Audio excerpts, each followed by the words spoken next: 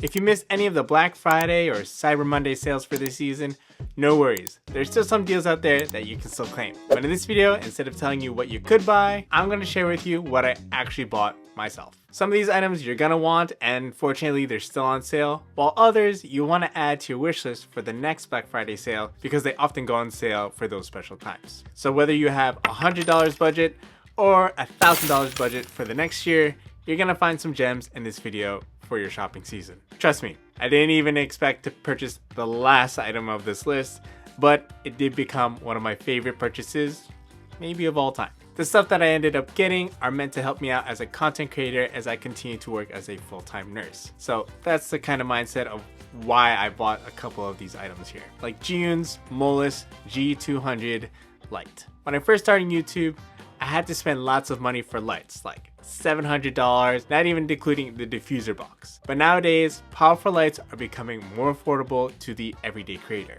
And since I started this journey 3 years ago of creating and publishing nearly every week, I decided to upgrade my more mobile setup, or my outside studio setup. And for a mobile setup, I need a smaller footprint. And Jiyun provides just that with their G200 Molus, or their Molus series in general. Their 200 watt light is more than enough power for any content creator. And it's got a smaller footprint to fit in our next item, but a little bit on that later.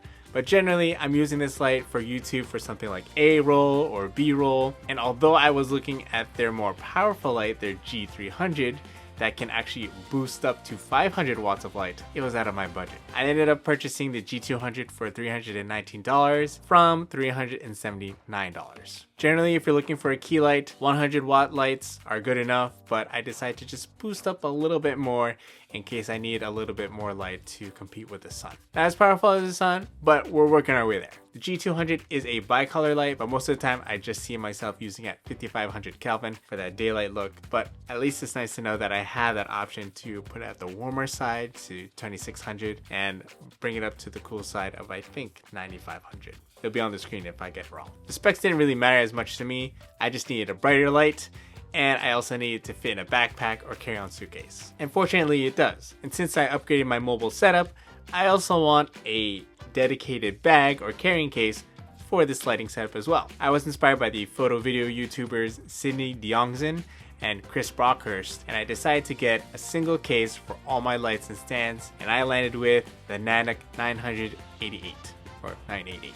However you want to call it. Nanook has been one of my favorite carrying cases since I ended up purchasing, I think, their 935, which is like their carry-on version with wheels. And I just love the latches, the overall experience. Everything is just as you would love to have it. The 988 is going to be their bigger wheeled version, and it can fit in my back seat of my sedan. And inside the case, we're packing my compact, newer light stands.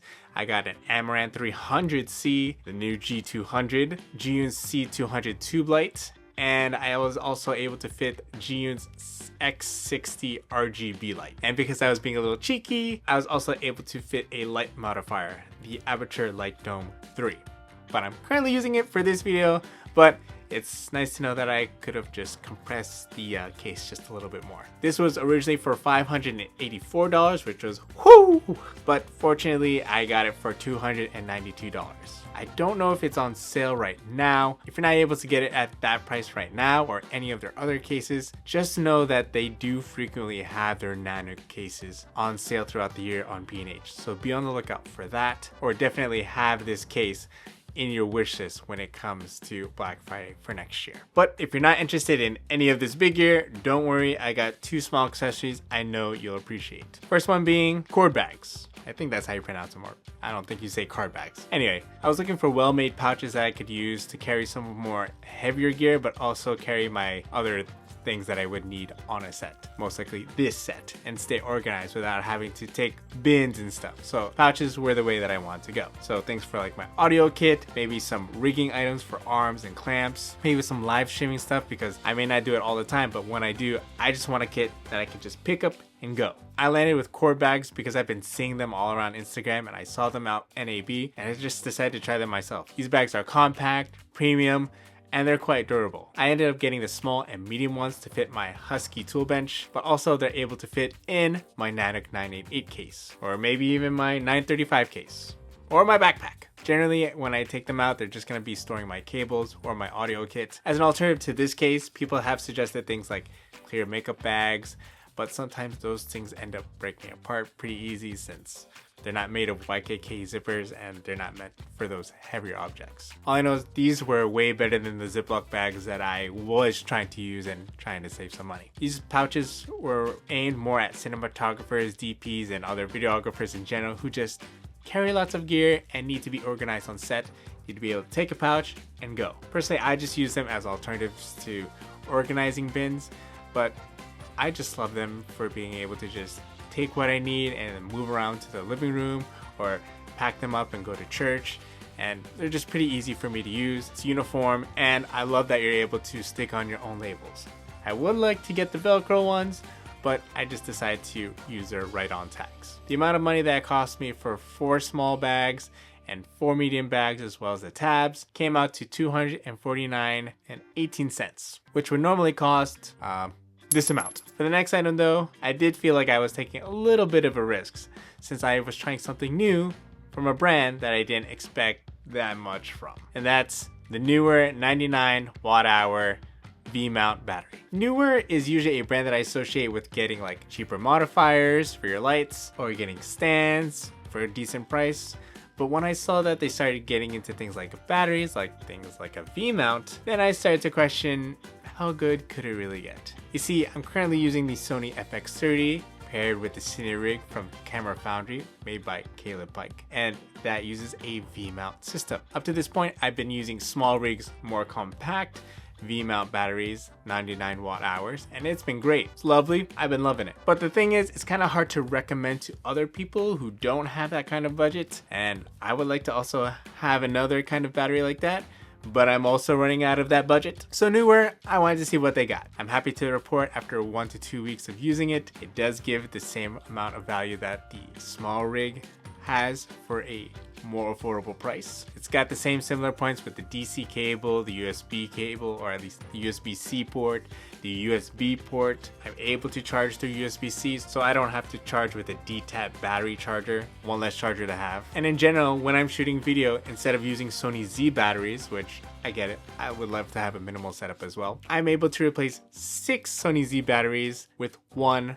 99 watt hour V-mount battery, and I've been loving it. When I use my FX30 with the Cine rig, I just have everything plugged into the D-Tap. I don't carry any Sony NPF batteries or any other kind of batteries. I just use one battery solution to power everything on my rig. Normally when I'm shooting in 4K, I go through 2 or 3 batteries for every time I shoot YouTube videos. And if I'm going to batch my videos, then I need more of those batteries. Right now, instead of getting this for $119.99 US, you can get it for $108 US. One Sony Z battery is $78 US. So for video, instead of buying 6 of those, I think it's easy to choose the one V-mount battery. But of all the purchases that I didn't expect to get, it's gotta be the Bamboo Lab A1 3D printer. Yeah, it's a camera channel, but I'm trying to push more into the tech space. So when I saw GX Ace's video of the Fuji X106 and using the TCL adapter, he mentioned that yes, there is an awkward gap between the adapter and the camera itself. And he's like, well, that's no problem for someone who has a 3D printer. So he prints out this cool 3D printed adapter and it looks pretty sick and sleek for the camera. I want that. Unfortunately, he didn't leave a link to it for anybody else to print one out, but hopefully I can message him and he would be so kind to share. Now it sounds easy that I went out and bought a 3D printer, but aside from printing out adapters for your camera, I realized that I could also use it for other things around my studio space to really maximize my storage management. I got the new M4 Mac Mini. That power button's in an awkward space, so I was able to 3D print a mount for my desk so I can easily just go boop, good to go. I recently bought Alex drawers that I used to organize the little bits and pieces of my gear that couldn't fit in my Husky tool bench. So every drawer really has dedicated space, and using 3D printing, I'm able to maximize my organizers and bins to really maximize the space and have the littlest amount of gaps as possible. And for someone who doesn't use any of those 3D printing softwares as far as designing is concerned, I just go and use I think the Maker World app or the Bamboo Lab app, and I just scroll and see what kind of things I can print out. It's like, I guess you can say like shopping on Instagram or wherever, even on Amazon, just picking what you want and print it out. Now yes, there's a whole bunch of 3D printers out there, but I ended up with the Bamboo Lab one because one of the YouTubers was saying how Bamboo Lab is like the Apple of 3D printers. And I would say that's pretty true. So now I'm 3D printing stuff for my Scatus board from IKEA, filling up my Husky bench and IKEA Alex drawers with plastic bins that I'm able to print from the app, and I'm loving it. The Bamboo Lab usually goes for $3.99 US, but I was able to get it on sale for $2.99. But if I could change anything, I wish I had got the AMS Lite, which allows for a smoother printing experience, as I often ran out of filament when I was printing my projects. But anyway, those are my favorite purchases from the holiday season. If you didn't like any of the items that I made, I'm sorry. Fortunately, there are other great holiday deals right over here that I still ended up getting to.